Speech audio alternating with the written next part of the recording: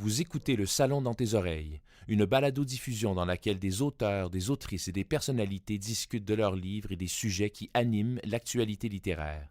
Les enregistrements ont été faits lors du dernier Salon du livre de Montréal. Bonjour tout le monde. Vous m'entendez bien? Oui, super. Euh, déjà, bienvenue. Merci d'être ici ce matin. Commencer les journées pro le matin, c'est pas toujours facile. Alors, je suis très contente, surtout pour parler de métadonnées. Avant tout, j'aimerais procéder à une reconnaissance territoriale. Donc, la BTLF reconnaît qu'elle œuvre sur le territoire non cédé traditionnel des Kanyen Keaka, des Mohawks, et souhaite rendre hommage à ceux et celles qui, depuis des millénaires, ont été les gardiennes et les gardiens de ces terres. Elle exprime son respect pour la constitution des peuples autochtones, la contribution, des peuples autochtones à la culture des sociétés ici et partout autour du monde. Alors, je me présente, je m'appelle Isabelle Gaudel-Labine, je suis directrice des relations aux éditeurs et de l'équipe de traitement des données à la BTLF. Donc, la BTLF, c'est l'agrégateur, l'organisation qui agrège les métadonnées du livre en français au Canada. Je suis accompagnée de ma collègue Julie Pelletier, qui est gestionnaire des normes bibliographiques, et de Marie-Lou Sans Regret, qui est adjointe directrice générale des éditions Anénorac. Donc, je vais laisser la parole à Marie-Lou pour introduire la présentation. Donc, bonjour tout le monde. Je suis vraiment contente d'être là aujourd'hui avec la BTLF pour présenter ces beaux travaux-là. Mais avant, je ne veux pas prendre le crédit de personne. C'est mon boss qui a fait la grosse partie du travail avec Isabelle et Julie. Le fait que c'est vraiment Daniel Sioui qui a vraiment plus collaboré sur ce projet-là. Là, aujourd'hui, je suis vraiment là pour parler à sa place. Puis représenter les éditions Anénorac. Donc, merci Daniel. Si vous ne connaissez pas, les éditions Anénorac en publient que des autoristes autochtones. Fait que cette spécificité-là qu'on a, ça vient avec un défi majeur quand vient le temps d'identifier nos œuvres dans les métadonnées comme théma. Je vais vous donner un exemple. On a un livre qui s'appelle La femme venue du ciel de Louis-Carl Picard-Sioui. Ce livre-là, ça parle du mythe fondateur de la culture Wendat. Puis en tant qu'éditeur, devoir le placer dans la catégorie des mythes et légendes, c'est très réducteur. Puis ça dénature vraiment la fonction première du livre de Louis Carl, qui en plus connaît vraiment la culture Wendat plus que n'importe qui. Donc, c'est cette perte de fonction-là première, en tant qu'éditeur, qu'on n'a pas le choix de les placer dans une catégorie qui ne représente pas ce que c'est réellement. C'est vraiment dommage, puis c'est dommage aussi pour les autoristes. Donc, ce que ça fait aussi de placer des livres dans des catégories qui ne les représentent pas, ça vient déformer, en premier lieu, l'expérience de lecture du lecteur. Ça en impose une grille de lecture occidentale à un livre qui ne répond absolument pas au même code que tous les autres livres qui sont publiés au Québec. Fait que dans le fond, quand on vient pour rentrer les métadonnées, on a le choix entre dénaturer le sens même du livre, déformer ou même invisibiliser des concepts qui sont pourtant très présents.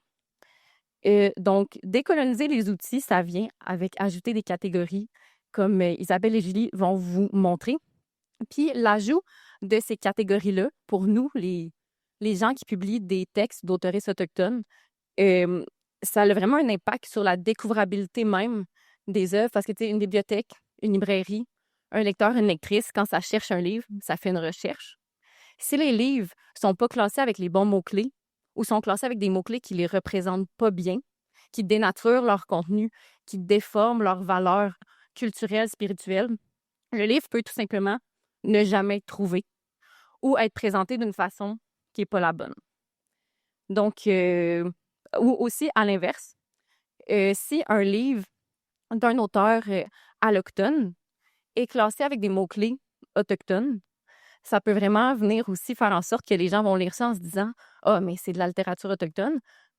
Par contre, la littérature autochtone, c'est encore vraiment un concept qui est méconnu. On pense encore qu'il faut que ça soit un sujet autochtone, il faut que ça se passe sur une communauté, il faut qu'il y ait un personnage autochtone, alors que le seul critère, véritablement, pour que ça soit de la littérature autochtone, c'est que l'auteur, l'autrice soit autochtone. Peu importe le sujet, ça peut parler de hockey, ça peut parler de... ça peut se passer en Espagne, ça peut se passer n'importe où. Le seul critère, c'est que l'auteur soit autochtone. C'est pour ça que quand on a fait l'atelier avec Julie Isabelle de la BTLF en coopération avec les LIC, on a soulevé cet enjeu-là tous ensemble de voir que si on ajoute des mots-clés qui représentent les cultures, les concepts, les réalités, les perspectives autochtones, mais qu'on ne peut pas identifier les autoristes dans la base de données, est-ce qu'on ne vient pas faire un peu l'effet inverse?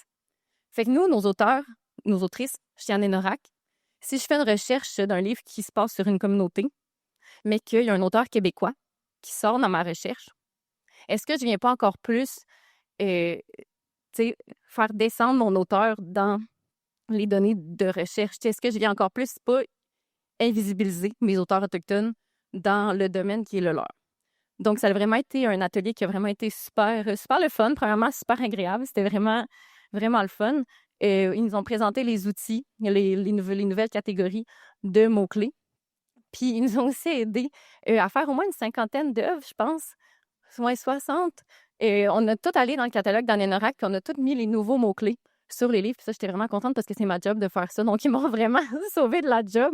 Fait que ça a vraiment été un atelier super le fun. Puis on a vraiment senti l'écoute, la collaboration, puis la volonté de changer des systèmes qui sont pas faciles à changer. C'est beaucoup, beaucoup de travail, puis on en est vraiment conscient. Puis on est vraiment content. Merci aussi, Jean-Benoît, là, que je vois des leaks. Là, c'est vraiment, vraiment super, super le fun qu'on voit ces changements-là pour mettre plus de l'avant les contenus, les perspectives, les réalités, puis les autoristes autochtones.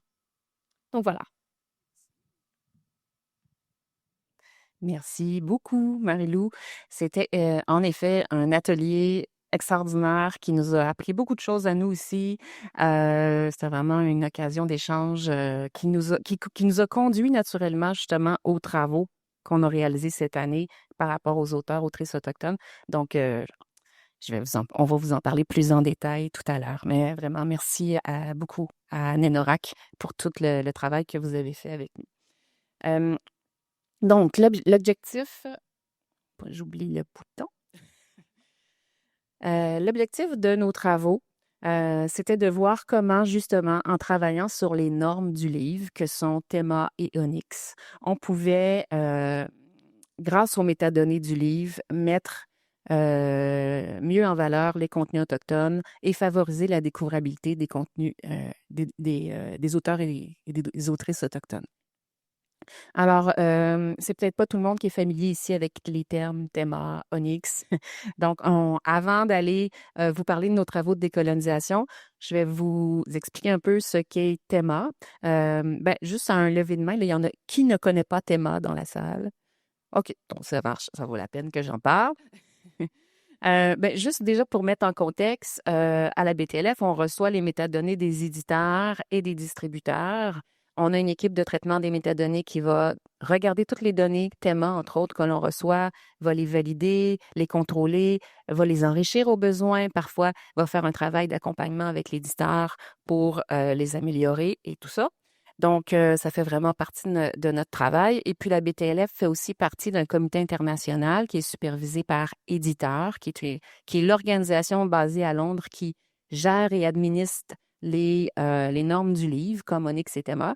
Et chaque pays a un comité national qui peut faire évoluer justement les standards en faisant remonter les besoins de nos marchés respectifs.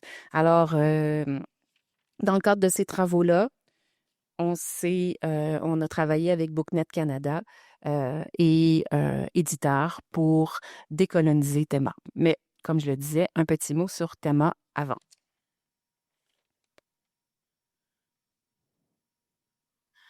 Donc, Théma, c'est... je n'ai pas mes pages dans le bon ordre. Je ne vois pas l'écran. Mais, attendez. Bon, c'est pas grave, je le connais.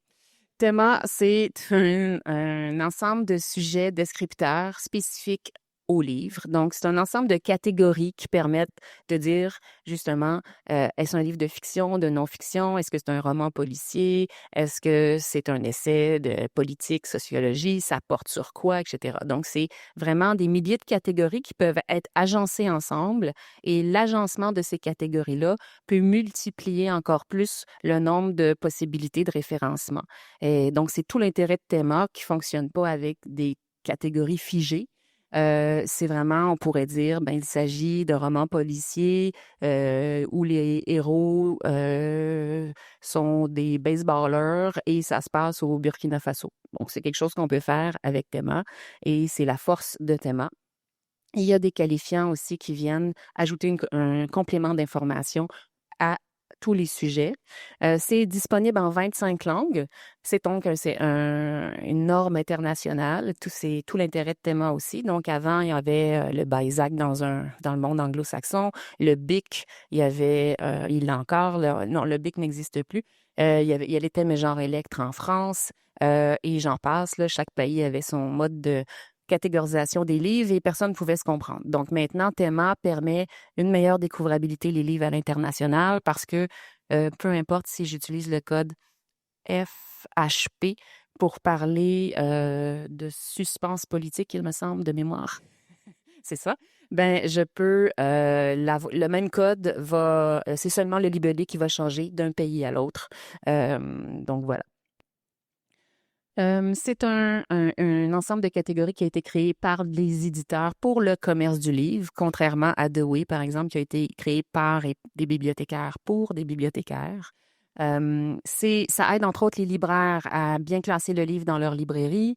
Ça permet aux librairies qui reçoivent les catégorisations aussi de faire des schémas de correspondance qu'on appelle ou des mappings pour faire en sorte que sur leur site web, il y ait différentes catégories dans lesquelles peuvent aller naviguer les clients. Et ça permet aussi dans les outils professionnels de recherche comme Memento, qui est la base de données principale de la BTLF, que ceux qui cherchent, les professionnels du livre qui cherchent les livres puissent les trouver. Et ça permet aussi, bien sûr, tous les moteurs de recherche de faire ressortir les livres dans les résultats de recherche, à condition que les éditeurs aient envoyé de bons sujets Théma. Donc, ça ressemble à ça. Théma, c'est un extrait du navigateur web en ligne. Si vous pouvez aller visiter ce navigateur web, je vais l'afficher l'adresse dans un instant, mais si vous voulez mettre les mains dans Théma, c'est le meilleur outil. Donc, Théma, c'est plusieurs catégories qui commencent toutes par une lettre. Et chaque catégorie peut être ouverte et approfondie. Donc, il y a des niveaux de précision dans l'intérieur de chacune des catégories. Par exemple, si j'ouvre la catégorie F, qui est fiction et roman, donc je vais avoir une sous-catégorie beaucoup plus précise dans laquelle je vais pouvoir dire c'est un roman policier, un roman de science-fiction, d'une fantasy, etc. Et si j'ouvrais, par exemple, la catégorie policier, roman policier, là, j'aurais roman policier noir, roman policier humoristique, etc. Donc, il y a beaucoup, beaucoup de niveaux d'information dans Théma. Et donc, voilà. Puis, ça, c'est l'adresse. Je vous aurai peut-être pas le temps de la noter, mais on va l'afficher sur notre site web. Puis, si vous tapez juste navigateur, Théma, éditeur, vous devrez le trouver dans Google. Assurez-vous d'être dans la version FR-CA, qui est la version français-canadien, la traduction de la BTLF. Les qualifiants, comme je vous le disais, apportent une facette d'information complémentaire au sujet. Très intéressante. Un exemple de ça, ce sont les qualifiants d'intérêt. Donc, les qualifiants d'intérêt, c'est juste une série de grandes catégories dans les qualifiants d'intérêt. Donc, c'est là où qu'on trouve la catégorie peuple autochtone, culture, peuple, je ne vois plus là, mais en tout cas, vous voyez. Et si je cliquais sur cette grande catégorie, j'aurais donc une sous-catégorie et dans la version précédente de Théma, donc avant qu'on mette en ligne nos travaux, c'était la version 1.5 de Théma, il y avait seulement une grande catégorie pour trouver les livres autochtones et c'était relatif au peuple autochtone. Alors, c'est bien large comme catégorie quand on sait qu'il y a plusieurs cultures autochtones, plusieurs communautés à travers le monde. Alors, dans nos travaux avec justement le Canada, BookNet Canada, on a mis de l'avant l'importance que nos trois groupes les trois groupes canadiens d'Autochtones puissent être dans Théma. Donc maintenant, on retrouve les Premières Nations, les Inuits et les Métis. Et vous voyez que tant qu'à travailler dans la décolonisation, ça nous fait aussi travailler en mode inclusion. Donc, on a ajouté aussi relatif aux Acadiens, qui étaient une minorité absente. On a fait ajouter aussi d'autres minorités canadiennes qui étaient absentes de Théma. Alors ça, c'est un exemple de la catégorisation théma qui s'affiche sur Memento. Donc ici, on voit tout le détail qu'on peut avoir pour un livre. Là, attendez, je pense que ça, je devrais l'avoir pour vous la lire. Peut-être c'est loin pour vous. Ouais, c'est petit pour moi. Alors, satire et parodie, on a roman et métaphysique philosophique, on a réalisme magique, on a un thème narratif pour ce roman d'Anne-Nora qui est les séjours et les voyages, on a relatif aux peuples autochtones et relatif aux Premières Nations. Alors, pour un bibliothécaire, pour un libraire qui cherche d'informations sur ce livre-là, il y a vraiment une belle, un beau référencement. Donc, maintenant que vous avez une meilleure idée de ce qu'est Théma, je vais vous parler de nos travaux de décolonisation de la norme Théma. Donc, comme je vous le disais, on a travaillé avec Éditeur et BookNet Canada, ainsi que des consultants autochtones. Donc, au Québec, c'est principalement Daniel Sioui d'Anenorak qui a été notre consultant autochtone. D'ailleurs, je l'en remercie grandement. Il nous a beaucoup éclairé sur des concepts, sur des façons de voir autrement les choses. Donc, tu lui transmettras encore une fois nos remerciements, Marie-Lou. Donc, tous ces travaux-là, c'était en vue de la version 1.6 de Théma, qui était alors pas dans nos outils. Maintenant, elle a été mise en ligne en juin de cette année. Alors,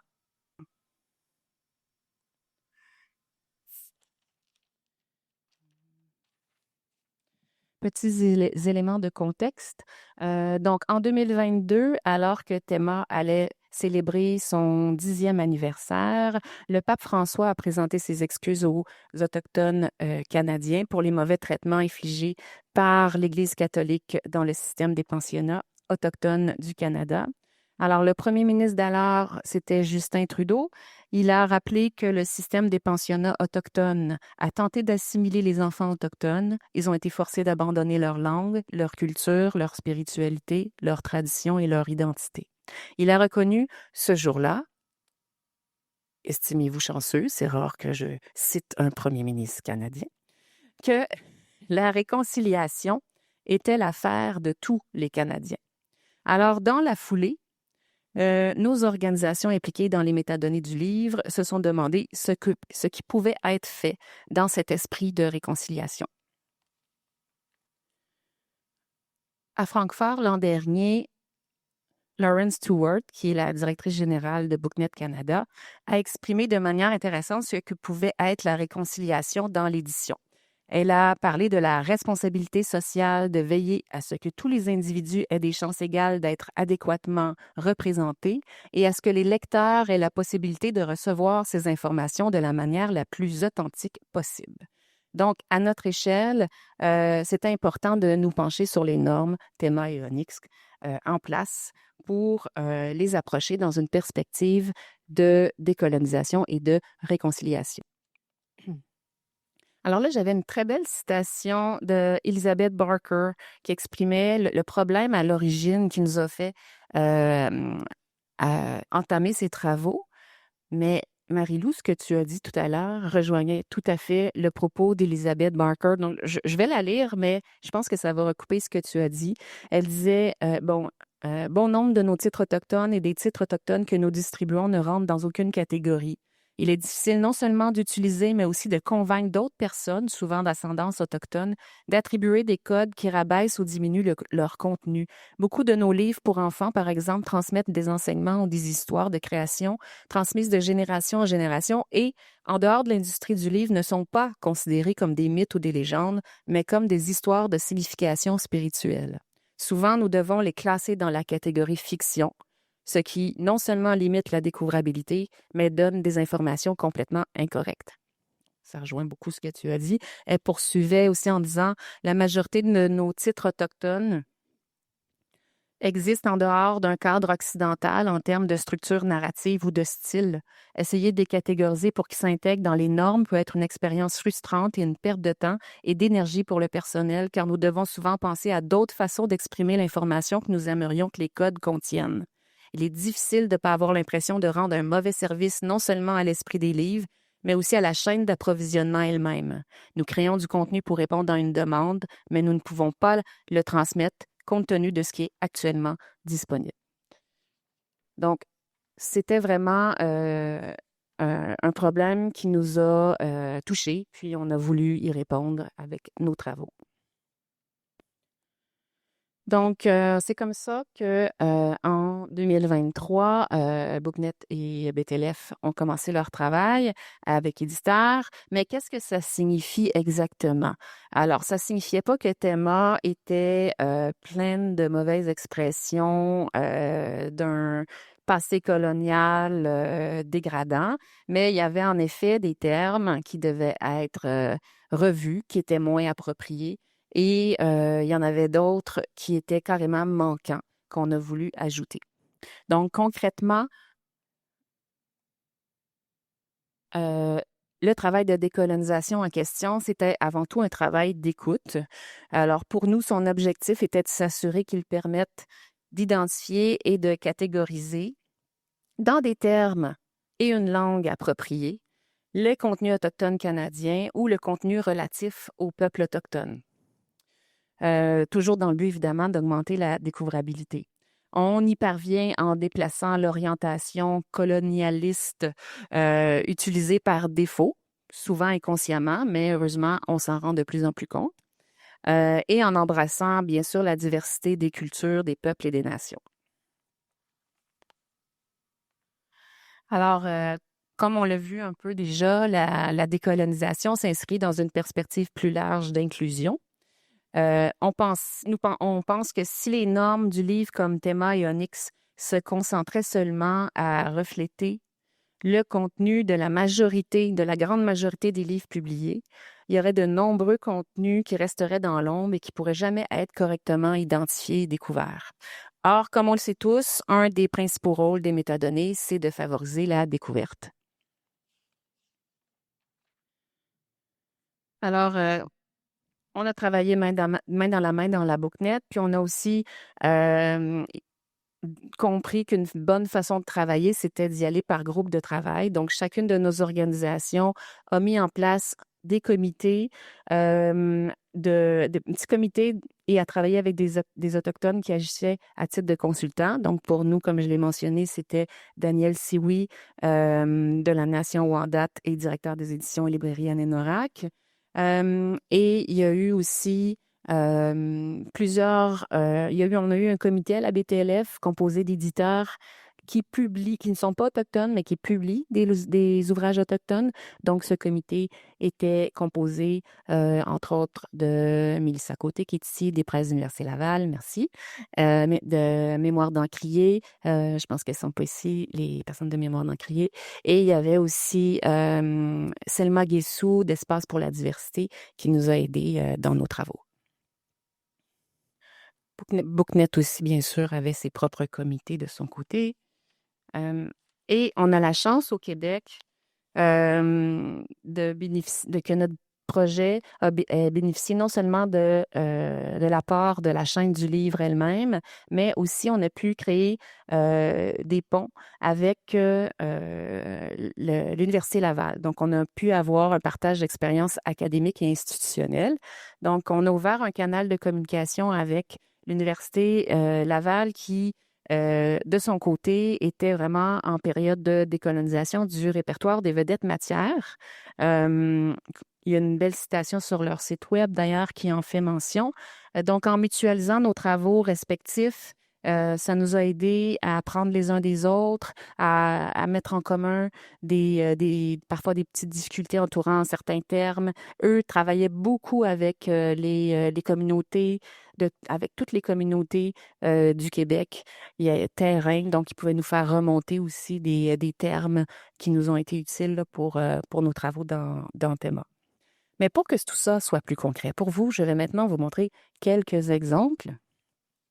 3 exemples de modifications de la version 1.5 et qui ont donc été mises en ligne dans la version 1.6, qui montrent tout le potentiel des travaux qu'on a fait pour augmenter la découvrabilité des ouvrages autochtones et relatifs aux Autochtones. Donc, à l'écran, vous voyez un livre d'abord de Le Rire avec le Trickster, un livre de Thomson Highway, traduit par Jonathan Lamy aux éditions Prise de parole. Donc, sur cette diapo, vous voyez quel code l'éditeur avait choisi avec la version 1.5 et ce que ça pourrait être avec la version 1.6. Donc, principalement pour ce livre-là, le nouveau code FNT, Contes et histoires de Filou, Trickster, peut être ajouté. Alors, si vous voulez en savoir un petit peu plus sur le Trickster, je demanderai à Marie-Lou de nous en parler. Ben oui. Et en fait, les tricksters, il y en a dans plusieurs cultures autochtones un peu partout dans le monde. Et puis au Canada aussi, il y a différentes figures de tricksters comme Nana Bush, il y a Coyote. Aussi, c'est une figure qui est pas bonne ni mauvaise, qui est comme un peu un agent du chaos, là, qui vient bouleverser un peu l'histoire en bien ou en mal ou en très neutre. C'est comme un être surnaturel qui s'ajoute dans l'histoire. D'ailleurs, dans Charlie Muscat, le livre que tu as montré tantôt, il y a aussi des tricksters, là. Si vous cherchez un bon livre avec un trickster, les éditions Nénorac, il y en a un bon, fait que je vous le recommande. Parfait, merci beaucoup. Donc, c'est important pour nous d'ajouter un code spécifique pour le Trickster parce que c'est vraiment un personnage qui est présent dans plusieurs livres d'auteurs et d'autrices autochtones. Donc, dans Théma, le code FNT est classé sous FN, parce que je vous dis, hein, il y a une architecture, donc là, je vais essayer de ne pas vous perdre, là, mais FN, et quand on creuse, on a FNT, puis si on creusait encore, on pourrait avoir FNTW, par exemple. Mais donc, le niveau supérieur, c'est FM.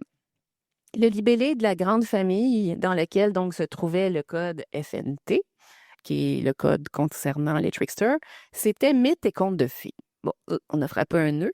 En fait, c'est pas vraiment ça qu'on veut exprimer ici. Donc, on a changé le libellé pour fiction, contes et récits traditionnels et culturels. Alors, existe la notion de mythes et contes de fées pour la grande catégorie. Donc, où on trouve donc plus largement, on s'ouvre plus largement aux contes et aux récits, donc aux histoires en tout genre, incluant les histoires vraies. Mythes et contes de fées, ça continue d'exister quand même. Donc, on a une catégorie spécifique pour mythes et contes de fées, mais qui ne sera pas le nom de la grande catégorie. Alors, je voudrais quand même souligner l'importance des histoires vraies dans la formulation, parce que comme l'éditrice d'Orca et comme Marie-Lou l'avait aussi mentionné, dans de nombreuses cultures autochtones, il n'y a pas une frontière fixe entre la fiction et la non-fiction. Donc, les histoires jouent un rôle fondamental dans la transmission des savoirs, dans la cohésion sociale, etc. Donc, sur ce livre, on pouvait aussi ajouter le nouveau code Île de la Tortue, un QPB. Comme vous le savez peut-être, plusieurs peuples autochtones se réfèrent au continent de l'Amérique comme l'île de la Tortue, l'Amérique du Nord. Ce nom dérive de diverses histoires orales autochtones qui font allusion à la tortue comme étant, comme tenant le monde sur son dos. Il est important pour la BTLF, pour BookNet, d'intégrer des termes utilisés par les nations autochtones, entre autres pour désigner des périodes, mais aussi des lieux qui puissent être exprimés en dehors de la notion coloniale de frontières. Le code langue-cri aussi peut être ajouté, mais il était déjà là depuis la version 1.4. Donc ça montre tout le travail que la BTLF peut faire aussi avec les éditeurs et que les éditeurs peuvent faire en allant voir la version 1.6 pour améliorer les codes qui ont attribué à leurs ouvrages. Julie va pouvoir accompagner les éditeurs dans cette tâche. Enfin, on notera l'ajout du nouveau code relatif aux Premières Nations. Donc, comme je l'ai dit, les 3 grands groupes autochtones du Canada ont été ajoutés. Ça offre vraiment des meilleures possibilités de référencement documentaire, de recherche, et ça aura un impact important pour la découvrabilité des ouvrages autochtones canadiens. Un autre exemple ici, un livre de l'auteur Georges E. Sioui aux presses de l'Université Laval. Donc, en version 1.5, le code NHKA s'intitulait « Histoire des Amériques, période précolombienne ». Le terme précolombien était inapproprié pour désigner la longue et riche histoire des Autochtones avant la colonisation. Et comme on le sait tous maintenant, Christophe Colomb était loin d'être respectueux avec les Autochtones. Donc, faute de mieux, mais on a quand même fait consensus pour une amélioration significative du terme avec nos consultants autochtones. C'est le terme pré-contact qui a été choisi. Alors, c'est un excellent exemple de la manière avec lequel on peut travailler le langage existant et la façon dont il pouvait évoluer tout en restant neutre et compréhensible pour toutes les autres langues et pour toutes les cultures, parce qu'on se rappelle que TEMA, c'est un schéma international. On a ajouté aussi un HTD, histoire orale. Donc ça, c'est un autre ajout important qui illustre comment on voulait refléter différents modes d'expression, de communication, de transmission et d'apprentissage dans TEMA que ceux qui étaient déjà là. Alors, l'oralité chez les peuples autochtones, c'est loin d'être folklorique ou superflu, même si c'est souvent l'image que reflète l'héritage colonial. La tradition orale est fondamentale dans une multitude de secteurs de la société. Donc, c'est pour ça qu'il est important dans TEMA 1.6 que ce soit présent autant dans des codes relatifs à la fiction qu'à des codes relatifs à la non-fiction.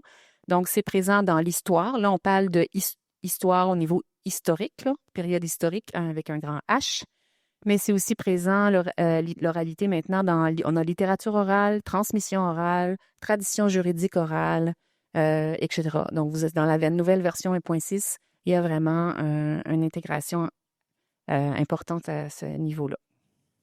Et enfin, bien, sur ce livre-là aussi, on aurait pu ajouter Île de la Tortue et relatif aux Premières Nations. Un dernier exemple, ici, on a justement un livre de Nénorac de l'auteur Louis-Carl Picard-Sioui. C'était le lui dont tu parlais tout à l'heure, hein? Donc, avec des illustrations de Christine Sioui Wawanolot. Donc, dans la version 1.5, YFJ s'intitulait Fiction jeunesse, récit traditionnel. Bon, pour votre information, le libellé de YFJ, dans le cadre de nos travaux, est passé donc à fiction, histoire et récit traditionnel ou d'un patrimoine culturel. On ne le voit pas dans le nouveau code du livre parce qu'on a choisi un code plus précis que celui-là. Donc, quand on va plus précis, on ne met pas celui qui est au-dessus. C'est un petit détail technique, mais c'est juste pour au cas où vous l'auriez remarqué. Pourquoi ce changement? Pourquoi on a ajouté « ou d'un patrimoine culturel » ? Parce que c'est moins restrictif et plus inclusif que le terme traditionnel qui pourrait laisser penser qu'il s'agit uniquement de vieilles histoires du passé un peu poussiéreuses et qui ne sont plus d'actualité. Donc, voilà. Comme je disais, un nouveau code sous YFJ était toutefois plus précis pour ce livre. Donc, histoire, c'est YFJK. Histoire de fondation, de création, des origines, qui est un code à utiliser pour les histoires sur les débuts, les origines des peuples, des lieux, des mondes, des traditions, etc. Les nouveaux codes, sinon Île de la Tortue et relatifs aux Premières Nations, ont aussi été ajoutés. Donc, merci vraiment à tous ceux et celles qui nous ont aidés dans ces travaux de décolonisation de TEMA en particulier. Vous allez les voir à l'écran. Bien sûr, encore merci à Daniel Sioui, à Mémoire d'Encrier, Presse Université Laval, Espace pour la diversité, à nos collègues de l'Université Laval, équipe du RVM, à Éditeur et évidemment à tous nos collègues de BookNet Canada. Je crois que je suis rendue. Julie, à te passer la parole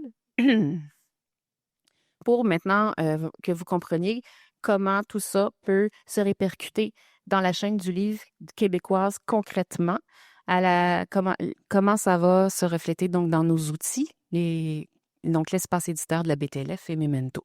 Veux-tu que merci Isabelle. Donc, maintenant qu'on a vu c'est quoi TEMA, comment les travaux de décolonisation ont été réalisés, on peut regarder comment ça s'articule dans notre contexte francophone ici au Québec. Donc, actuellement, dans TEMA, c'est environ 140 sujets et qualifiants qui peuvent être utilisés spécifiquement en lien avec les contenus autochtones. Et ces sujets-là sont répartis dans de multiples catégories, comme on l'a vu avec les exemples d'Isabelle. Mais là, concrètement, comment on peut exprimer ça dans nos outils? On va jeter un œil à l'espace éditeur, de ce qui est l'espace de référencement de la BTLF. Je bouge beaucoup, hein? Je pense que je ne reste pas vis-à-vis du micro, excusez. OK. Donc, dans l'interface de l'espace éditeur, le référencement de thémas, c'est une donnée obligatoire. Donc, automatiquement, 100% des éditeurs qui utilisent l'espace éditeur nous envoient du théma. Mais pour les éditeurs qui nous envoient encore les données en format Onyx, ils devraient nous envoyer du théma, mais la transition est un petit peu plus longue. Donc, pour une partie seulement de ces éditeurs-là, notre équipe doit ajouter le théma en faisant des correspondances à partir des autres sujets de catégorisation qui ont été envoyés, là, comme les BISAC ou les mots-clés. Donc, c'est pourquoi on encourage vraiment tous les éditeurs à se familiariser avec Théma s'ils veulent augmenter le potentiel de découvrabilité dans Memento, mais aussi dans les autres sites qui utilisent nos données. Parce qu'il faut savoir que oui, tous les thémas de tous les titres gérés par le BTLF sont vus par nos équipes. On travaille fort pour uniformiser les données, pour essayer d'enrichir les thémas quand on peut, mais il reste qu'on ne travaille pas avec les livres en main. Donc, c'est vraiment les éditeurs qui sont les mieux placés pour bien connaître leurs livres puis donner les bonnes catégorisations s'ils connaissent bien Théma. Puis, une bonne façon de vous approprier Théma, c'est dans le navigateur en ligne qu'Isabelle a présenté tantôt. Puis, dans l'espace éditeur, on vous a mis un lien direct vers le navigateur officiel. Puis, donc, vous pouvez aller directement dedans, faire vos recherches, puis rapporter vos thémas dans la fiche produit. Puis, on a fait en sorte pour vous aider aussi que les menus de sélection et de présélection respectent exactement la même arborescence que celle du navigateur officiel.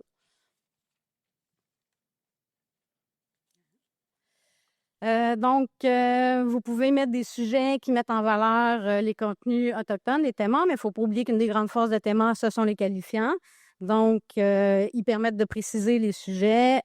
Donc, évidemment, dans l'espace éditeur, il y a un espace pour ajouter les qualifiants. Puis, comme on a vu tantôt avec les exemples d'Isabelle, on en a mentionné quelques-uns, mais il y en a beaucoup d'autres qui sont directement liés aux contenus autochtones, comme un qualifiant de style pour le futurisme autochtone. Il y a des qualifiants d'intérêt pour le powwow. Il y a un qualifiant aussi concernant les aînés autochtones. Il y en a concernant les cérémonies ou les festivals autochtones. Il y a aussi des qualifiants de langue. Donc, en regardant à l'écran, on voit bien comment utiliser les thémas. Ça peut vraiment ajouter des couches de sens pour venir raffiner les sujets que vous avez donnés. Si vous avez des questions concernant l'usage de thémas, en général, il y a de la documentation en français sur notre site Web. On a aussi mis de la documentation concernant l'utilisation de thémas spécifiquement spécifiquement liés aux contenus autochtones, mais ça, je vais en parler un petit peu plus loin. Un autre des services offerts par la BTLF, c'est Memento.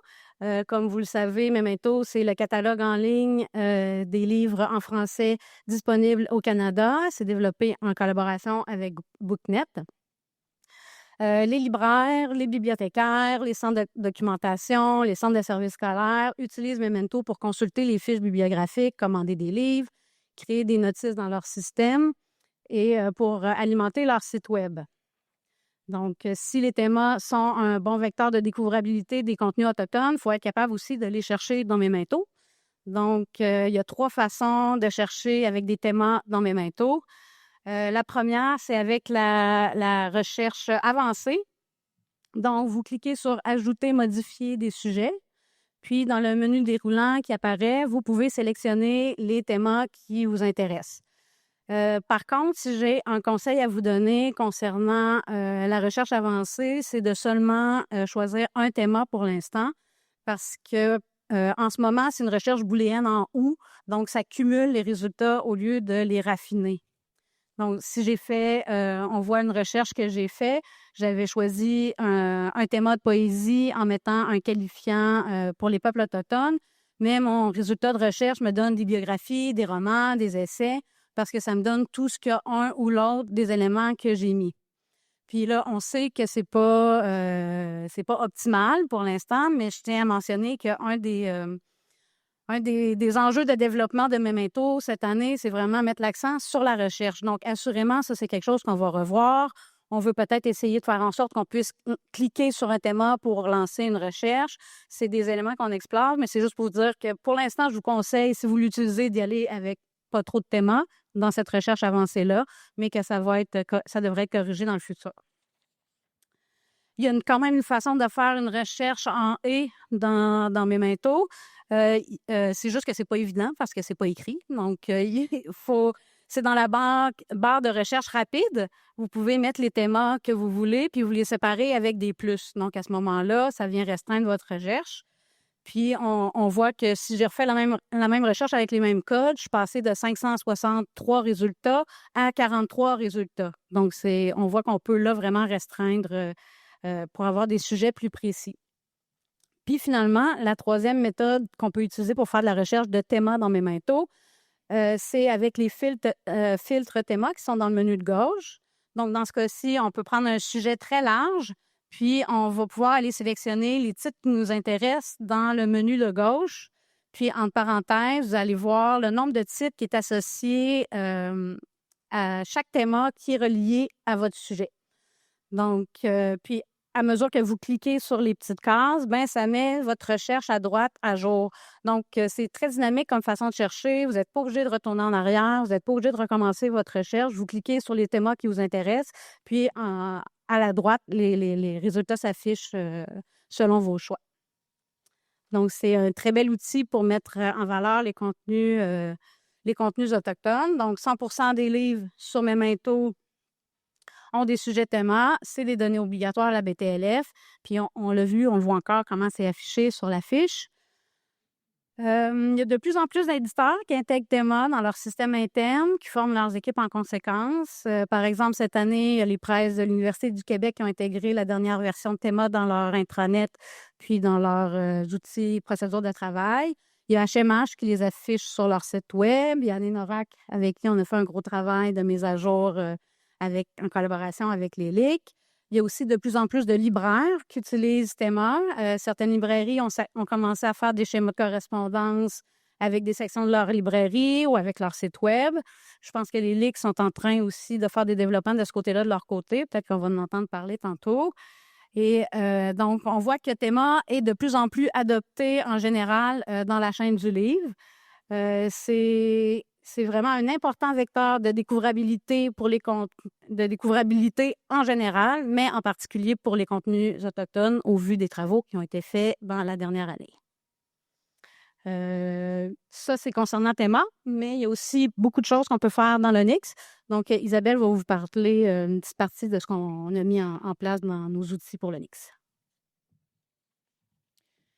Donc, oui, là, on a vu Théma, mais rappelons-nous que Marie-Lou nous a dit, oui, là, tout le monde peut dire mon livre porte sur tel sujet. On peut maintenant les nommer, les sujets. On peut les nommer correctement dans un langage approprié. Donc, ça, c'était la première étape dans Théma.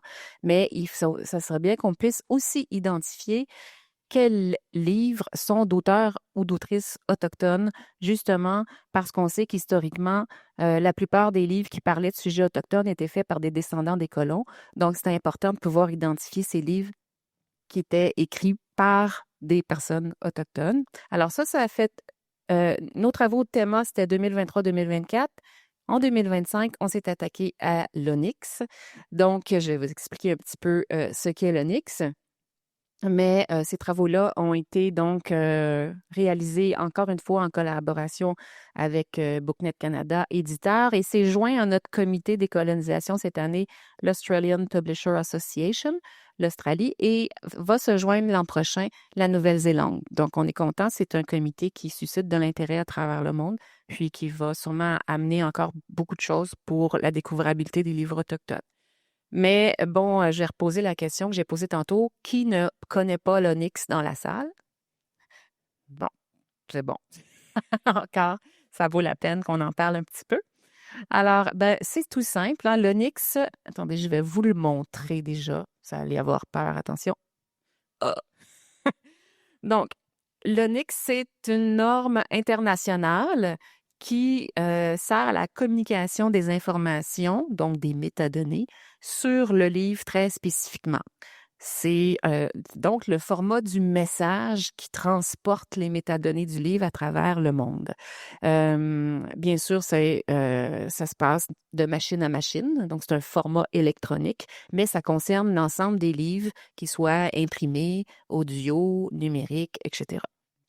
C'est une norme en format XML, donc c'est ce que vous voyez, qui offre aux éditeurs, aux distributeurs, aux partenaires de la chaîne d'approvisionnement un moyen cohérent de communiquer l'information sur leurs produits grâce à un éventail d'informations. Donc là, vous le voyez peut-être pas, mais je pense qu'il y a toujours dans l'Onyx, on annonce ce qu'on va présenter. Par exemple, ceci sera une biographie et après, voici la biographie. Ceci sera un code de pays et voici le code de pays. Et donc, ça fonctionne un peu comme ça. Et notre rôle à la BTLF, on fait partie du comité international pour faire évoluer aussi l'Onyx en fonction de nos besoins de marché québécois et canadiens. Ben, c'est justement de faire remonter ces fameux besoins-là. Et notre comité décolonisation a fait remonter justement le besoin d'identifier les auteurs et les autrices autochtones. Et donc, juste en parenthèse, l'Onyx évolue constamment. Onyx a dû évoluer pour faire entrer les données d'accessibilité, il va évoluer bientôt pour faire entrer tout ce qui est données de déforestation, pour pouvoir avoir des codes pour indiquer que ce livre a été rédigé par une intelligence artificielle, etc. Donc, on est vraiment là on travaille ensemble pour faire évoluer ce message pour que l'ensemble des livres puissent être bien identifiés. Alors, je suis très contente parce que cette année, dans le cadre de nos travaux, il y a vraiment plusieurs mesures qui ont été identifiées pour mettre en valeur les contenus autochtones dans l'Onyx. Julie va vous en parler tout à l'heure. On a lancé une trousse la semaine dernière qui explique toutes ces possibilités dans l'Onyx, mais une grande amélioration, justement, qui a été demandée par notre comité, c'est l'ajout du nouveau code 12, Autochtone 2, dans le bloc Contributor Place, c'est en anglais, hein, l'Onyx, dédié aux lieux associés à un auteur-contributeur. Donc, ce bloc-là sert à dire quels lieux sont associés à une personne. Puis, comme il y avait l'enjeu de ne pas... Parce qu'habituellement, c'est dans ce bloc-là qu'on va dire cette personne est québécoise, cette personne est canadienne. Mais on voulait sortir des territoires. On n'a pas de liste ISO de territoires autochtones. Et on ne peut pas réfléchir cette notion-là avec des frontières coloniales. Donc, on a ajouté autochtone de et un champ libre où, dans Location Name, là, on peut indiquer en texte libre, par exemple, Atikamekw de Manawan. Alors là, on dit que cette personne est une personne autochtone et c'est aussi de la nation Atikamekw de Manawan. Donc ça, c'est vraiment super intéressant. C'est quelque chose qui a été approuvé en octobre dernier. C'est tout récent. Alors, on était très contente que le comité international approuve cet ajout.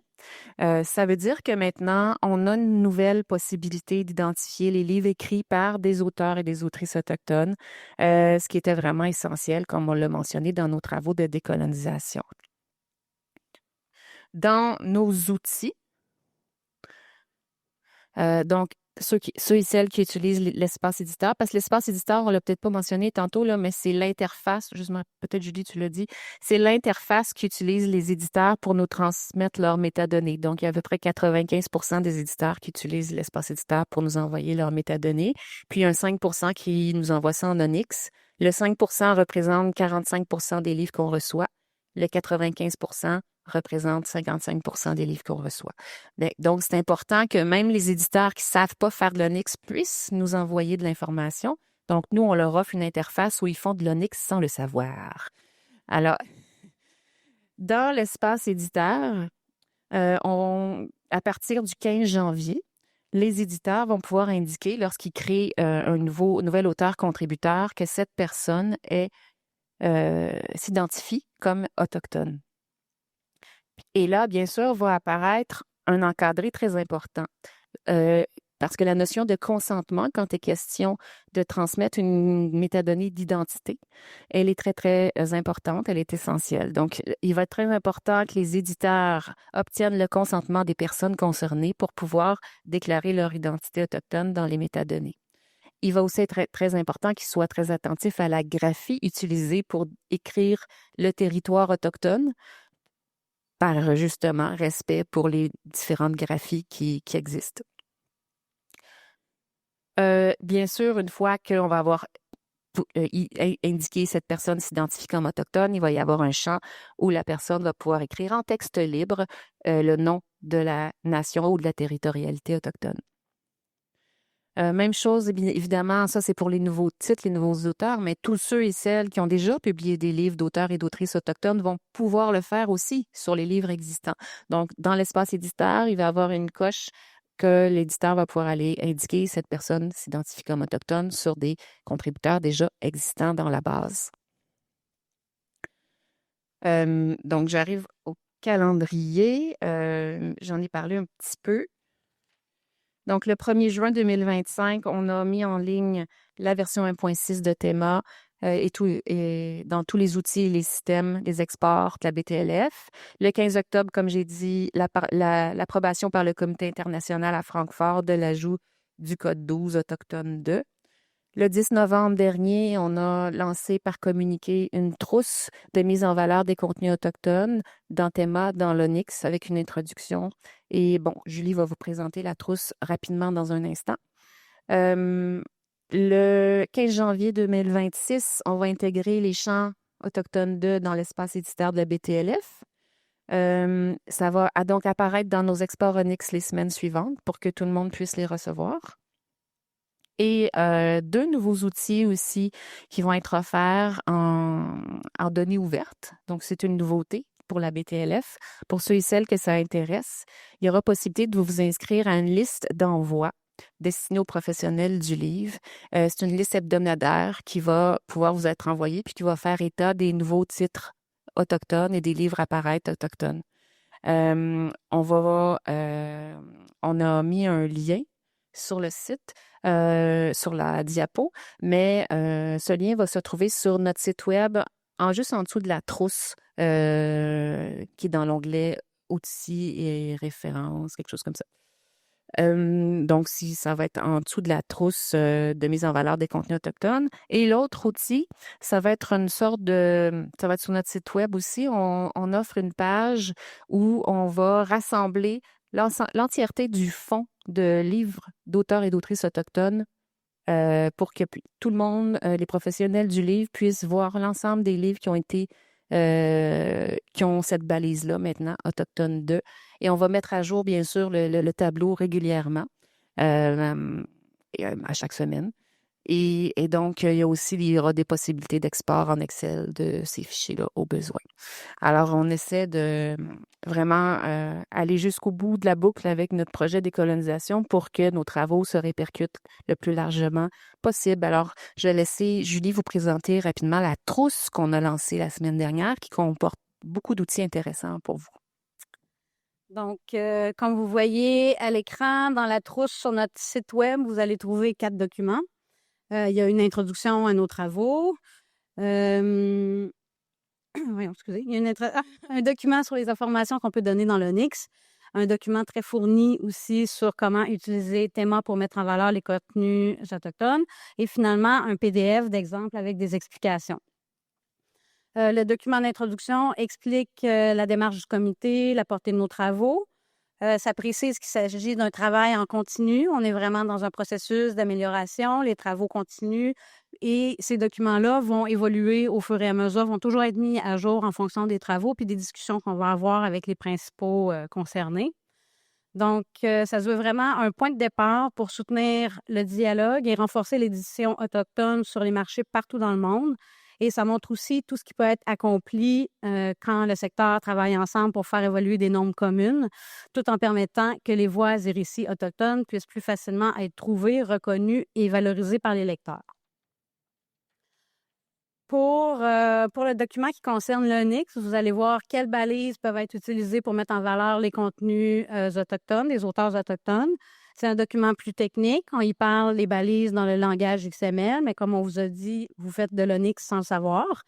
Donc, même si c'est un peu technique, ça reste très bien vulgarisé. On voit ici, le texte explique très bien ce qui est plus technique. Puis, ça vous donne quand même une indication de toutes les informations que vous pouvez fournir pour favoriser la découvrabilité des ouvrages.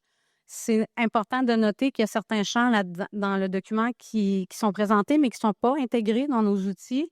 On travaille en intégrer certains. C'est un gros chantier. Ça n'implique pas juste nos systèmes, ça implique aussi ceux qui nous envoient leurs données, ceux qui utilisent et reçoivent nos données. Donc, c'est quand même des gros chantiers juste pour ajouter certains éléments. Ça, c'est une chose. Mais il reste qu'en dehors de ça, il faut aussi voir qu'est-ce qui s'applique, qu'est-ce qui est pertinent pour notre marché, qu'est-ce que c'est possible, qu'est-ce qui est pertinent d'ajouter. Donc, c'est pas parce que c'est suggéré que c'est nécessairement pertinent pour nos façons de travailler ici. Il y en demeure pas moins que dans le document, vous allez voir comment intégrer avec l'Onyx des informations pertinentes pour mettre en valeur les contenus liés aux contributeurs.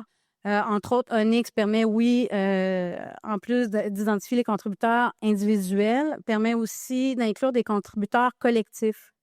Donc, comme un groupe ou une communauté qui aurait contribué à un ouvrage. Donc, si le contenu d'un livre, c'est une histoire transmise de génération en génération dans une communauté, ça peut être intéressant de pouvoir créditer la communauté en question. Donc, dans l'Onyx, en utilisant le code A28 interprété par, vous pouvez venir ajouter, créditer le groupe les aînés de la nation Innu de Uashat Makmani Utenam. Un autre exemple lié aux contributeurs, c'est l'utilisation de la biographie. Comme on l'a dit tantôt, l'identité, c'est une notion personnelle, souvent complexe, qui peut pas toujours être expliquée exprimée de manière adéquate par un vocabulaire contrôlé. Donc, un des éléments forts de l'Onyx, c'est le composite contributor.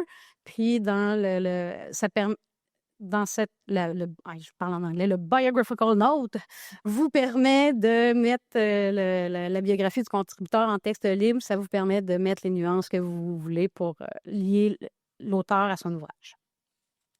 Donc, ça, c'est 2 exemples concernant les contributeurs.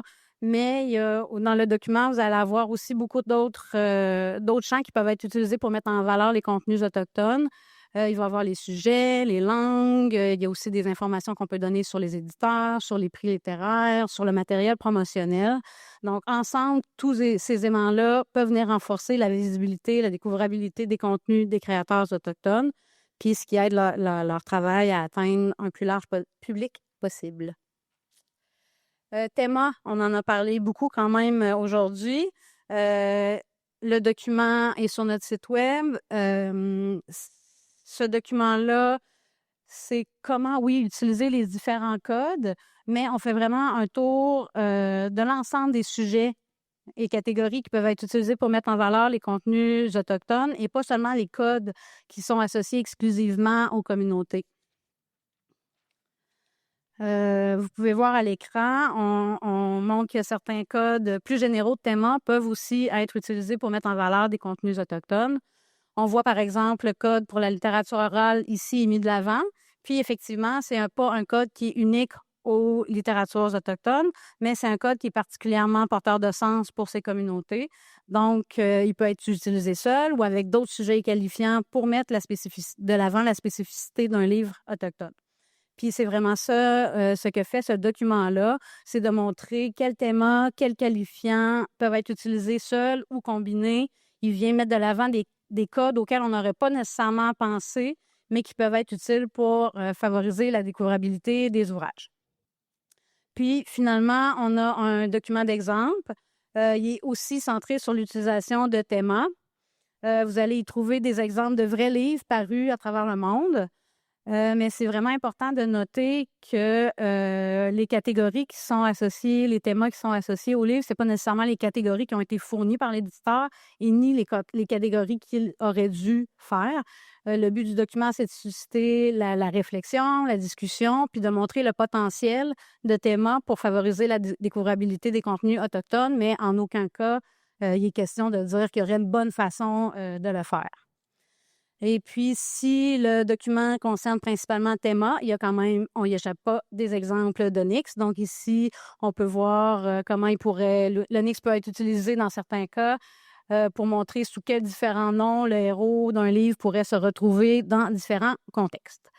Donc, ça fait le tour pour moi. Je ne sais pas, Isabelle, si tu as un ou deux choses à... 31? On est bon dans le temps. Ben, avant de conclure, j'aimerais peut-être inviter Jean-Benoît des LIC à parler de peut-être d'un cas d'application justement de nos travaux dans leslibraires.ca. Alors, Jean-Benoît, je t'invite à te joindre à nous.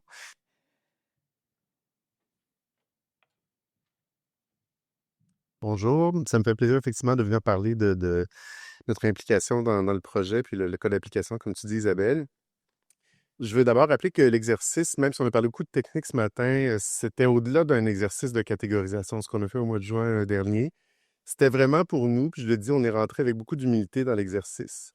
C'était un exercice où on essayait d'amorcer une transformation culturelle et commerciale en ayant le meilleur résultat possible de l'exercice qu'on allait faire pendant ces 2 journées-là. Si on le fait dans tout l'écosystème de les libraires, évidemment, il y a un impact pour la librairie dans son espace physique. Donc, on essayait d'avoir des meilleurs outils pour que les libraires puissent présenter puis organiser les œuvres autochtones. Et ça permet de créer des sections qui sont plus pertinentes, de répondre aux questions du public de manière plus précise et également de développer une expertise. Sur leslibraires.ca, je ne sais pas, est-ce qu'on avait une image du filtre que l'on a fait sur les libraires? Non? Pas de problème. Donc, dès qu'on est sorti de l'exercice, nous, on voulait s'activer rapidement pour faire un premier pas. Et donc, en attendant la confirmation là, en cours d'automne qui est venue, on a fait, je dirais, à bras, avec la collaboration de Jolie Autochtone et d'Anne-Norac, une première mise en ligne d'un filtre qui met en évidence les auteurs autochtones. Et donc, sur le web, ce que ça permet, évidemment, c'est une recherche plus granulaire et je dirais même plus respectueuse. Ça permet une vitrine permanente. On sait qu'on met beaucoup d'efforts pour appuyer l'initiative Jolie Autochtone en amont du mois de juin. Mais là, en ayant un filtre à l'année longue, ça permet aussi une visibilité provinciale, dans le sens où, avec le web, on permet de couvrir l'ensemble des régions qui sont représentées par nos membres. Pour nous, j'ai parlé d'humilité tantôt, mais on se sentait une responsabilité aussi. Si on exploite les sites web que l'on exploite, tantôt, on avait la citation de Justin Trudeau qui disait que c'était l'affaire de tous. Ben nous, on voulait s'investir de cette responsabilité-là pour la réconciliation. On voulait être des acteurs actifs dans ce domaine-là, en y mettant le temps puis les ressources pour améliorer la découvrabilité des contenus autochtones. Pour nous, c'est une reconnaissance de la valeur culturelle de ces œuvres-là. C'est le fait de combattre l'invisibilité historique en créant des chemins d'accès multiples pour ces littératures. C'est une façon de sensibiliser le public aussi et de contribuer à la vitalité des ventes des éditeurs.